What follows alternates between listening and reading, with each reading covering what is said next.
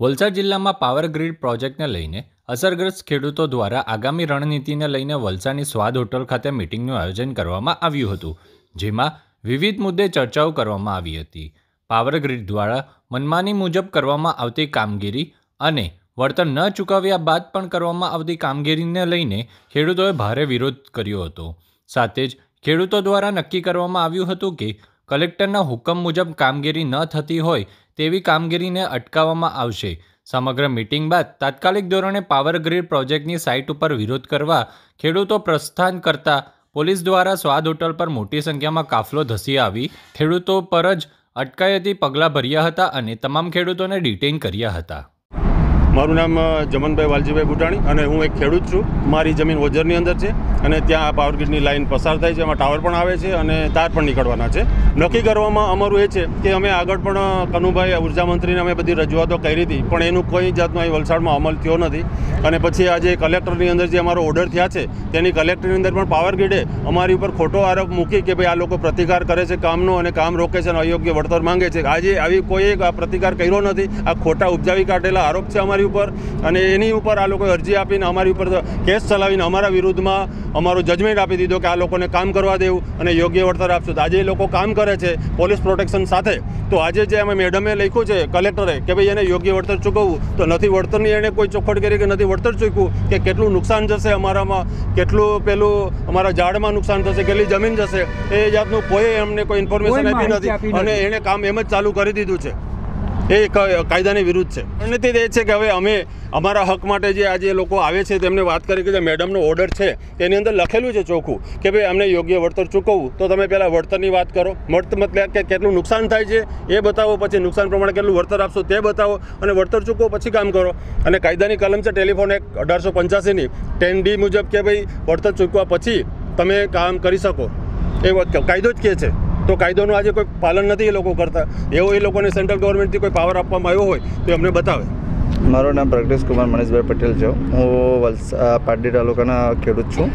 મારે સરકારશ્રી collector madam અને પોલીસ પ્રોટેક્શનને એટલો જ ખાલી સવાલ પૂછવો છે કે ગુજરાત સરકારનો કાયદો તો એક જ છે, માર્ગદર્શિકા બી એક જ છે. તો કચ્છના ખેડૂતોને ન્યાય આપી શકો તો વલસાડ જિલ્લાના ખેડૂતોને કેમ નહીં આપો? ને તમે એવો કાયદો બનાવ્યો છે કે કોર્ટમાં જઈને વળતર લેવાનું.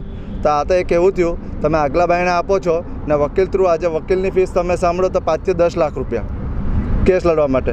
નાનો ખેડૂત 300 રૂપિયા કમાવાળો માણસ ક્યાં વકીલાતમાં જવાનો? આ તો ટોટલી અંગ્રેજ શાસનમાં જે કાયદો બનેલો 1885નો એ રીતે ટોટલી શોષણ થઈ રહ્યું છે. થોડુંક ખેડૂતો પાસે રહેમ નાખો કે જેથી કરીને આ કોર્ટ કચેરીના ધક્કાથી ખેડૂતો બચી શકે. અમને સુધી મિનિમમ ખેડૂતો 7 થી 8 હજાર રૂપિયા પોતાના ખર્ચી નાખ્યા છે. ને આજે જંત્રી પ્રમાણે તમે 1 ચોરસ મીટરનો ભાવ જે રાઇટ કોરિડોરને 50 પૈસા આપવા જંત્રી હિસાબે, ને ટાવરના લીધે 6 રૂપિયા. આમાં તો નાના પોયરાની ચોકલેટ બી નહીં આવે મેડમ. ને સાહેબ કે તમે આ રીતે તમે વળતર ચૂકવવાની વાત કરો છો તો એના માટે રહેમ તો કરો જરાક, કે કચ્છમાં તમે ચુકાદો આપીને ખેડૂતોને ન્યાય આપો ને વલસાડ તાલુકાને ન્યાય નથી આપતા. આજે પોલીસ પ્રોટેક્શનથી લઈને પોલીસવાળાને હેરાન કરો, ખેડૂતોને હેરાન કરો. આ કેવો કાયદો છે? ટોટલી શોષણકારક છે કાયદો. અમારા ભારતીય બંધારણ પ્રમાણે જે હક છે માનવ અધિકારનું હક તો ટોટલી ભંગ થઈ ગયું. એટલે કોઈ બી રીતે માનવ અધિકારનું હક તમે ખાલી કાયદો બનાવ્યો છે તો આટલે તો કંઈ થતું ને સાંસદ દ્વારા કાયદો બનાવવામાં આવે છે. ને ટેલિફોન ગ્રાફી એ જ કહે છે કે સાંસદ દ્વારા કાયદો બનાવવાની હક છે. તો સાંસદ દ્વારા જમીન સંપાદન કાયદો બનાવવામાં આવેલો છે. ને ગુજરાત સરકારની બંને માર્ગદર્શિકા છે, એમાં કશે બી ઉલ્લેખ નથી કર્યો કે જમીન સંપાદન નહીં થાય ને કલમ 10D પ્રમાણે જ વળતર ચૂકવવાનું છે. ને ગુજરાત સરકારને જ્યારે જમીન જોઈએ છે ટાવર નાખવાની, જ્યારે ટેલિફોન એક્ટને આપવાની છે, ત્યારે જમીન સંપાદન વપરાશી હક કાયદા પ્રમાણે ચૂકવણી કરો છો, તે પણ બજાર કિંમતે. ને ખેડૂતોને તમે જંત્રી કિંમત, તમે ખેડૂતને વિકાસની વાત કરો છો. કેવી રીતે વિકાસ થવાનો સાહેબ? ને પોલીસને બી એ જ પૂછ્યું છે કે તમે કોઈ બી ડાયરેક્ટલી હુકમ કરો, એના પાસે તપાસ કરવાની તમારી જિમ્મેદારી છે કે નહીં છે, કે ખાલી ઘોડાની નાળ જેમ જ આગળ કવચ કરીને ચાલુ છે? તમારે બી પોલીસ અધિકારીને બી નમ્ર વિનંતી છે અમારી કે તમે આના પર એક ધ્યાન દોરો. તમારું બી ટાઈમ ના બગડે, અમારો બી ટાઈમ ના બગડે. આ જે કાર્ય બી છે જે દેશ હિતના માટે છે એ બી વ્યવસ્થિત થાય, પણ જે ખેડૂતને ન્યાય મળવો જોઈએ. બસ એટલી રિક્વેસ્ટ છે મારી. મારું નામ બોલ્યા એટલે હું ત્યાં ગયો મેડમે મને પૂછ્યું તમારે કંઈ કશું કહેવું છે? મેં એટલો જ જવાબ આપ્યો કે રિઝનેબલ વળતર મને મળવું જોઈએ.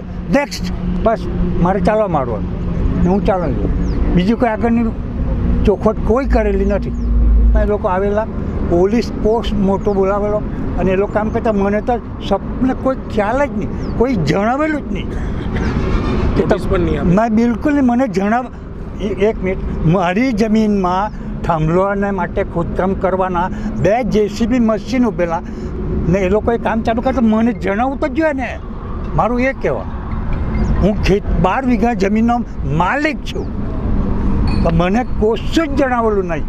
એટલે સારું કે કોઈ આવતા જતા ભાઈએ જોયું અને મને ફોન કર્યો કે કાકા તમારી જમીન માટે બધા પોલીસ ઉભેલા છે એમ કહે, અને 2 JCB મશીન લાગેલા છે એમ કહે.